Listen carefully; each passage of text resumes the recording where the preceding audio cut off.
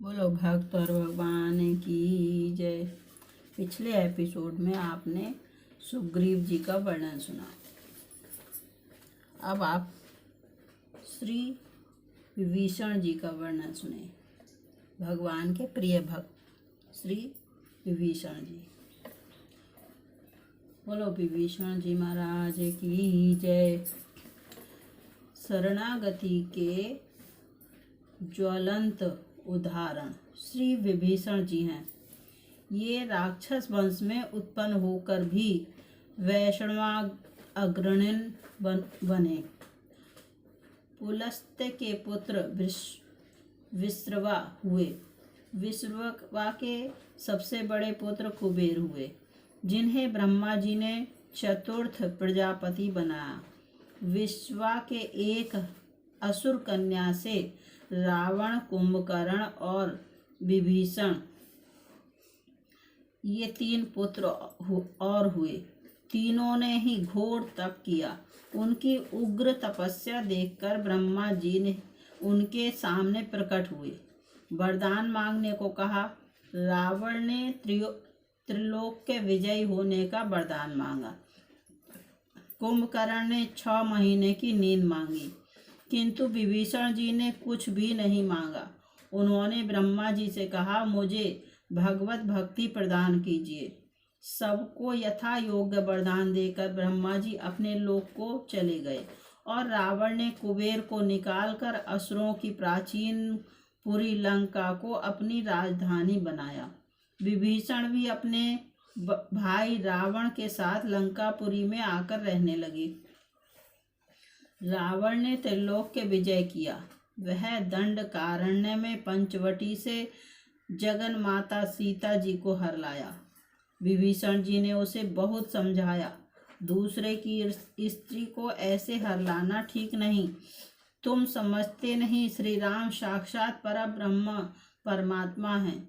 उनसे विरोध करना ठीक नहीं। रावण ने अपने भक्त भाई की एक भी बात नहीं मानी। वह अपनी जिद पर अड़ा रहा। सीता जी को खोजने के लिए लंका में हनुमान जी आए।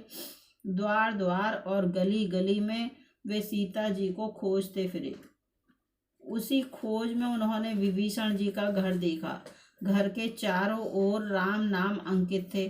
तुलसी के वृक्ष लगे हुए थे।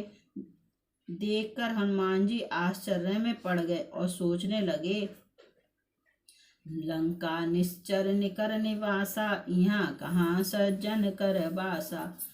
अरुणादय का समय था। उसी समय श्री राम नाम स्मरण करते हुए विभीषण जी जागे। हनुमान जी को अभूतपूर्व आनंद हुआ। हरिजन जानी प्रीति अति गाढ़ी, सजल नयन पुल का बलि बाढ़ी। पर इस पर में 2 अदृश्य तार मिलकर एक हो गए। अपने को अपने ने पहचान लिया। विभीषण जी बोले, आपके प्रति हमारा स्वाभाविक प्रेम हो रहा है। भाई बंधुओं में तो मेरा प्रेम होता नहीं। इसलिए या तो आप साक्षात श्री राम हैं या उनके दास हैं। कि तुम हरि दासन मह कोई, मोरे हृदय प्रीति अति होई। कि तुम राम दीन अनुरागी, आयो मोह करन बड़ भागी। तब हनुमान जी ने अपना पूरा परिचय दिया। भगवान के दूत जानकर विभीषण जी प्रेम से अधीर हो उठे और अत्यंत दीनता से बोले, तात कबहु मोहि जानि अनाथा, करे हरि कृपा भानुकुल नाथा। हनुमान जी ने कहा, भैया तुम अपने को इतना नीच दीन क्यों समझते हो? अरे प्रभु तो दीनों के ही नाथ हैं, पतितों के ही पावन हैं। तुम स्वयं सोचो, मैं ही कौन सा कुलीन हूँ?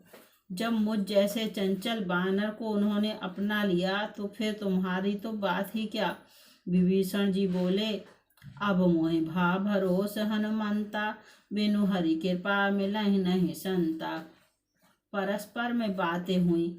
हनुमान जी के द्वारा सीता जी का पता पूछने पर उन्होंने सब बातें बतलाईं। सीता जी की खबर पाकर हनुमान जी ने उत्पात शुरू किया। वे पकड़े गए, उन्हें मारने की आज्ञा हुई। विभीषण जी ने दूत को मारना अनीति बताकर कुछ और दंड देने को कहा। वह ऐसा दंड हुआ कि विभीषण जी के मंदिर को छोड़कर पूरी लंका जल गई। श्री राम जी ने लंका पर चढ़ाई कर दी। विभीषण जी ने रावण को बहुत समझाया कि जानकी जी को दे दो। रावण ने क्रोध में आकर विभीषण जी को लात मारी और कहा, दुष्ट, मेरा खाता है, गीत उनके गाता है, वहीं चला जा, यहाँ अब मत रहना। जब भाई ने देश निकाले की आज्ञा दे दी तो विवश होकर उन्होंने घोषणा कर दी कि अच्छा, तो मैं प्रभु की शरण जाता हूँ। वे आकाश मार्ग से भगवान के यहाँ पहुँचे। उन्हें राक्षस जानकर भालू बानर भांति भांति के तर्क करने लगे। किसी ने कुछ कहा, किसी ने कुछ, किंतु शरणागत प्रतिपालक प्रभु बोले, उसने एक बार कहा है, मैं तुम्हारी शरण हूँ, बस इतना ही पर्याप्त है, उसे अब मैं छोड़ नहीं सकता। प्रभु ने उसे बुलाकर आते ही लंका का राज्य दे दिया।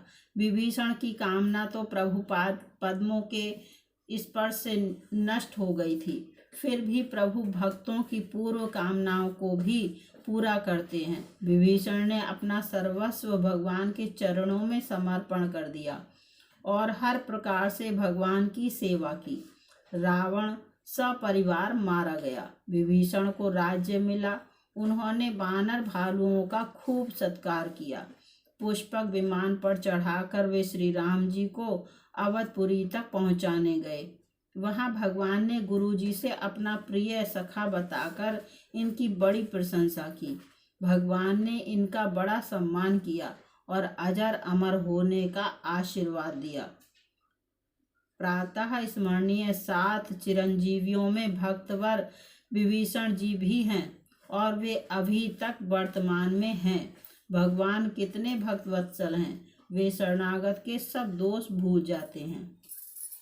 बोलो सियापति रामचंद्र भगवान की जय। श्री विभीषण जी महाराज की जय। कवित्तों में बताया गया है कि एक बार की बात है, समुद्र में एक जहाज जा रहा था। वह किसी कारण से अटक गया। अनेक उपाय करने पर भी जब जहाज न चला, तब समुद्र ने रोका है और भेंट चाहता है। ऐसा मानकर नाविकों ने एक दुर्लभ पंगु मनुष्य को बलिदान की तरह समुद्र में बहा दिया। वह मरा नहीं, तरंगों में बहते बहते लंका टापू में जा लगा। राक्षस उसे लेकर विभीषण जी के पास आए। उसे देखते ही विभीषण जी सिंहासन से कूद पड़े। उनके नेत्रों से आंसू बहने लगे। उन्होंने कहा, श्री रामचंद्र जी भी इसी आकार के थे। बड़े भाग्य से आज इनका दर्शन हुआ है। विभीषण जी ने उस मनुष्य को वस्त्र और अलंकारों से सजाकर सुसज्जित सिंहासन पर बैठाया और अनेक प्रकार से उसका सम्मान किया। फिर भी वह मनुष्य प्रसन्न नहीं हो रहा था। क्षण क्षण में उसकी कांति क्षीण हो रही थी। तब विभीषण जी ने प्रार्थना की कि प्रभु कृपा कीजिए, सेवा के लिए मुझे आज्ञा दीजिए। यह सुनकर उस मनुष्य ने कहा, मुझे समुद्र के उस पार पहुंचा दो, इसी में मुझे बड़ा भारी सुख होगा। तब बहुमूल्य अपार रत्न राशि भेंट में उसे देखकर विभीषण जी समुद्र तट पर फिर से आए। विभीषण जी ने उस मनुष्य के सिर पर श्री राम नाम लिखकर रख दिया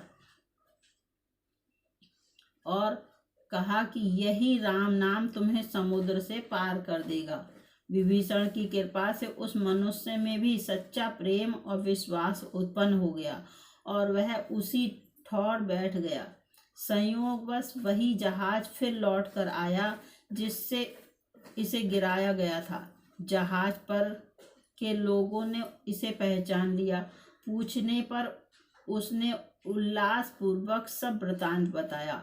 सुनकर लोगों को बड़ी प्रसन्नता हुई। उन लोगों ने बड़ी अनुनय विनय करके उस मनुष्य को जहाज पर चढ़ा दिया। लो बस नाविकों ने उससे रत्न राशि छीननी चाही, तब वह जल में कूद पड़ा और थल के तरह जल में चलने लगा। उसके पैरों में जल छू तक नहीं रहा था। यह देखकर सब आश्चर्यचकित हो गए और उससे इसका कारण पूछा। उसने विभीषण द्वारा बताई गई श्री राम नाम महिमा सबको बताई। अब तो सब बहुत पछताए, क्षमा मांगी और नाम में सबका अपार प्रेम हो गया। ऐसे श्री रामनिष्ठ भक्त थे विभीषण जी। लो विभीषण महाराज की जय, सियापति रामचंद्र भगवान की जय। अभी आपने श्री विभीषण जी का प्रसंग सुना। अगले प्रसंग में श्री सबरी जी का वर्णन सुनेंगे। बोलो सियापति रामचंद्र भगवान की जय।